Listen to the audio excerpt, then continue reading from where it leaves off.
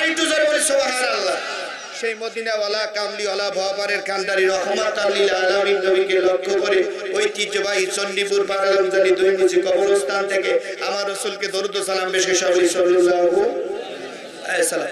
অত্র জালসার সভাপতি সাহেব, সহসভাপতি সাহেব, আলেম ওলামারা, সামনে বসা ভাই ও বন্ধুগণ, পর্দার আড়ালে মা ও ভগ্নীগণেরা, সবার প্রতি আমার আন্তরিক সালাম। আসসালামু আলাইকুম ওয়া রাহমাতুল্লাহ। আপনারা কেমন আছেন? একটু সবাই কিন্তু বললেন না কেমন আছেন।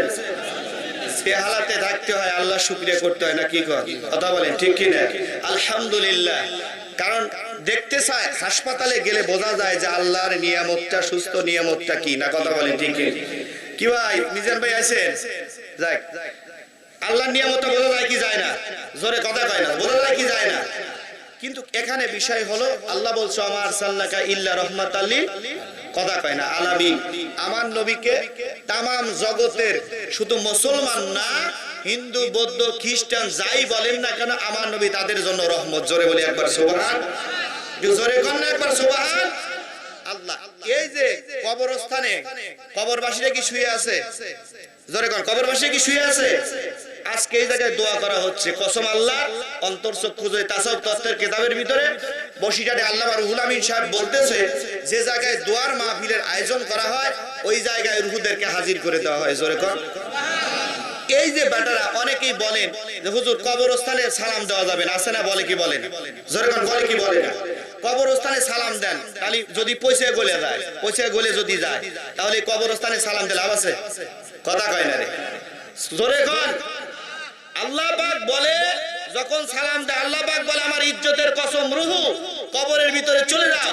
সালামটা কবরের ভিতরে কম্পন সৃষ্টি হয়ে যায়, ওই রুহুটা খাসার ভিতরে এসে ডাক দেয়, সালামের উত্তর দিয়ে বলে আল্লাহ আমার ছেলে, আমার কলিজার টুকরা বেটা, আমার নাতি সালাম দিছে, আল্লাহ সাক্ষী থাকো, আল্লাহ তুমি এর জীবনের গুনাহ মাফ করে দিও। তাহলে এই মরা হাড্ডি যদি আপনার জন্য দোয়া করে, এই দোয়া কি মিস যাবে? জোরে বল, মিস যাবে? বন্দুকের গুলি মিস হতে পারে, কিন্তু এই দোয়া মিস জীবনেও হবে। কবরস্থানে তো আসি না, শুক্রবারে আসার কথা, জীবনও তো আসি না, কথা বল ঠিক কি না? এদিকে লক্ষ্য করুন।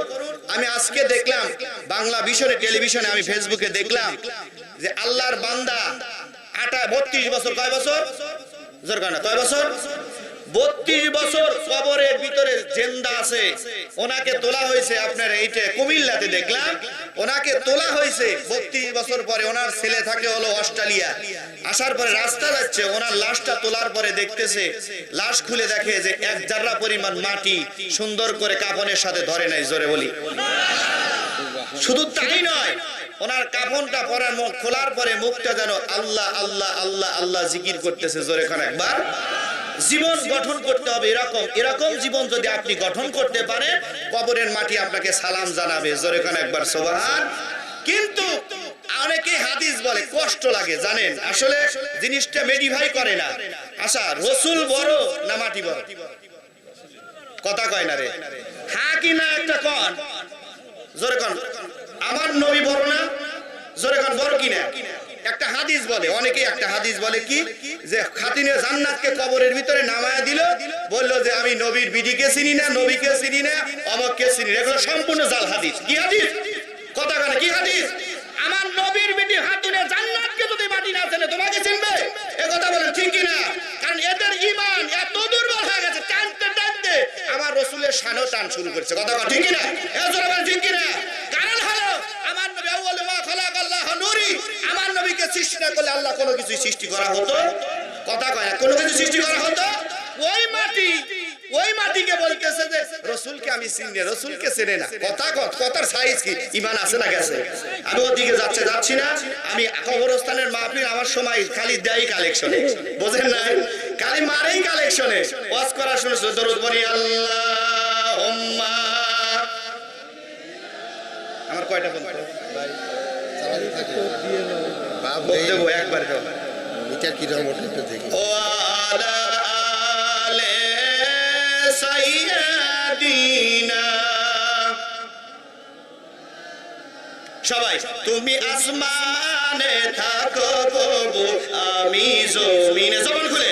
তুমি আসমানে থাকো প্রভু, আমি জমিনে, তবু তোমারই প্রেম হৃদয় গহীনে আমি তোমারই গোলাম গো অন্য কারো নয় সবাই আমি তোমারই গোলাম গো অন্য কারো নয় আলিমুল গায়ব তুমি মালিক রব্বানা আল্লাহ আল্লাহ আল্লাহ আল্লাহ সবাই আল্লাহ আল্লাহ আল্লাহ আল্লাহ তুমি আসমানে থাকো প্রভু আমি জমিনে তবু তোমারই প্রেম জমে যে হৃদয় গহীনে আমি তোমারই গোলাম গো অন্য কারো নয় আলিমুল গায়ব তুমি মালিক রব্বানা আল্লাহ আল্লাহ আল্লাহ আল্লাহ আল্লাহুম্মা সাইয়্যিদিনা মাওলানা মুহাম্মাদ ওয়া আলা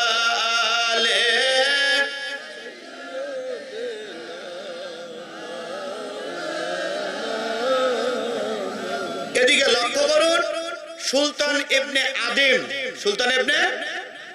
আদিম এত ইবাদত করতেন ইবাদত কবুল হওয়ার মেইন শর্ত হলো হালাল রুজি খাওয়া কি রুজি খাওয়া কথা কানে কি রুজি খাওয়া সুদ খালি হবে কারণ এক পর্যায়ে আলেমরা সুদের কথা কয় না কথা কান ঠিক কি রে কারণ ইমামতি চলে যাবে নাকি কন দাওয়াত দিবি না এই কথা বলে আর সুদের কথা কি কয় ঘুষের কথা কয় না আর যিনি প্রধান আমি কিন্তু সাইড বের করতেছি না মানে আমাদের এলাকায় যিনি প্রধান তার পাম দেয় কি দেয় জোরে কানে কি দেয় পাম দেয় ওই আলেমের পিছনে নামাজ পড়া জায়েজ নাই কারণ হক কথা বলতে হবে কথা বলে ঠিক কি না ওই সুলতান ইবনে আদিল বলতেছে পানের স্ত্রীর আমি প্রত্যেকদিন কাঠ কাটি জঙ্গল থেকে আমি যদি মারা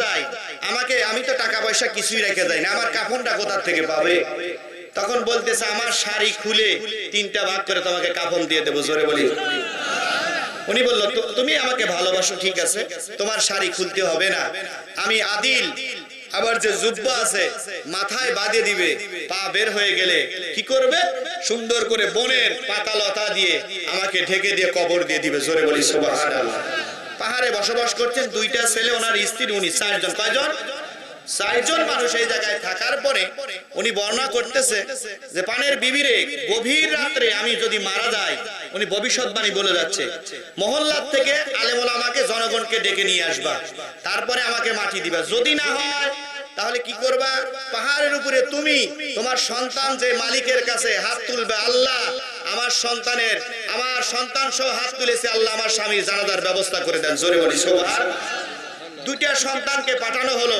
কারণ আলেম সাহেব করছে সুবিধাবাদ জিন্দাবাদ গরিব মানুষের জানাজা যাইতে আলেমরা দেরি হয়ে যায় না কথা কন ঠিক কিনা কথা বলে ঠিক কিনা আর বড় লোকের বাড়ি যদি অনুষ্ঠানে আগে যা বসে থাকে কথা কয় না রে নাকি এদিকে নাই নাকি কন আমাদের ওদিকে আছে এদিকে লক্ষ্য করুন আমি আলোচনায় যাব তারপরে কালেকশন যাব ইনশাআল্লাহ রাত্রি বেশি হলে কি সমস্যা আছে ডেলি দিন তো রাত জাগেনি নাকি কন কিভাবে দেখেন ওই যে টেলিভিশন দেখে নাকি কোন চা খায় আর জাগে ওই অবস্থায় যদি মারা যান কথা ঠিক কিনা আজকে একটু রাত জেগে যাবেন ইনশাআল্লাহ মাহফিল আর একটা ছিল আইটিএল পাড়া ওটা বাদ দিয়ে দিছি কারণ মন্টু ভাই ফোন দিছিল সাইদুর ভাই বলছে ওই দিনই কাটছি আজকে করছে হুজুর আসবে না কইলাম সম্ভব না আমি কারণ হলো চন্ডীপুর দইমুচি এদের সাথে একটা সম্পর্ক হয়ে গেছে অন্যরকম জোরে বলে একবার সুবহানাল্লাহ আমি আলোচনায় যাচ্ছি আসলে যা কইলো না রাতে জানাজা করা সম্ভব না কি করা যায় সকালবেলা কুয়াশা কাটলি যাব তখন ওই স্ত্রী 2টা সন্তান আল্লাহর কাছে ফরিয়াদ করলেন জোরে বলে একবার সুবহানাল্লাহ কার কাছে ফরিয়াদ করলেন আল্লাহর কাছে ফরিয়াদ করার পরে আল্লাহ পাক কি আছে ভাই না দরুদ পড়ি আল্লাহুম্মা সাল্লি সাইয়্যিদিনা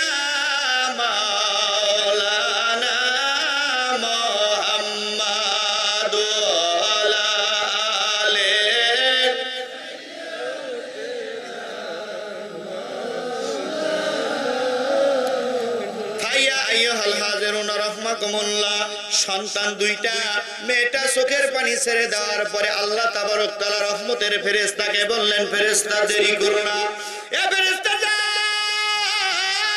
আমার বন্ধু ইয়ামিন দেশ থেকে আমার জোনাইদ বগদাদি দেখো এর নাম